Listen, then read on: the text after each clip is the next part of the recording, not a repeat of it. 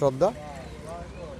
আমি আজকে মাওনা ইউনিয়ন এবং গাজীপুরা ইউনিয়ন সহ আমি এখানে গুরুত্বপূর্ণ পয়েন্টে গোরামার্কার পক্ষে আমি নিজে প্রার্থী, ভোট চাচ্ছি।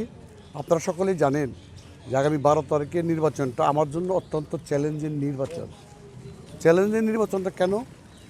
আমি চাঁদামুক্ত, সন্ত্রাসমুক্ত, দুর্নীতিমুক্ত, ভূমিদস্যুমুক্ত গাজীপুর 3 আসনকে দেখতে চাই।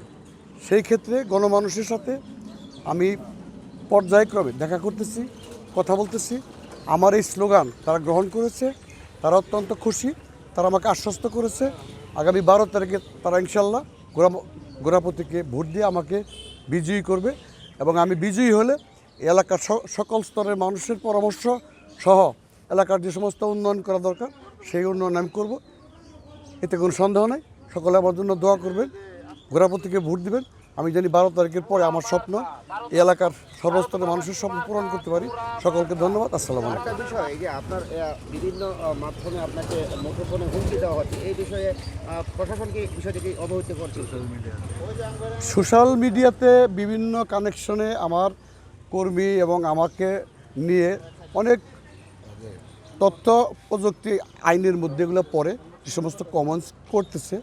তা আমিও আজকে দ্বিতীয় দিন, আমি 2-1 দিনের মধ্যে এটাকে আমি নিবিড়ভাবে পর্যবেক্ষণ করব। পর্যবেক্ষণ করে ইসিকে জানাবো, আইন প্রয়োগকারী সংস্থাকে জানাবো। আমি জানি যে এই নির্বাচনটা উৎসবমুখর হওয়ার ক্ষেত্রে ইসি এবং আইন শৃঙ্খলা বাহিনীর সক্রিয়তা যথেষ্ট। তো আমি এখন পর্যন্ত তাদেরকে অবহিত করিনি। আমি দেখি যে আমার মুভমেন্টের কারণে তারা আমার জনসমর্থন দেখে নিজে নিজে যদি সংশোধন হয়ে যায় সেক্ষেত্রে আমার আর বিচার সালিশের কোনো প্রয়োজন আছে বলে মনে করি। নির্বাচন সুষ্ঠু হলে জয়ের ব্যাপারে কতটুকু? আমি এই নির্বাচন অবশ্যই সুষ্ঠু হবে, বিজয়ের ব্যাপারে আমি শতভাগ নিশ্চিত ইনশাল্লাহ।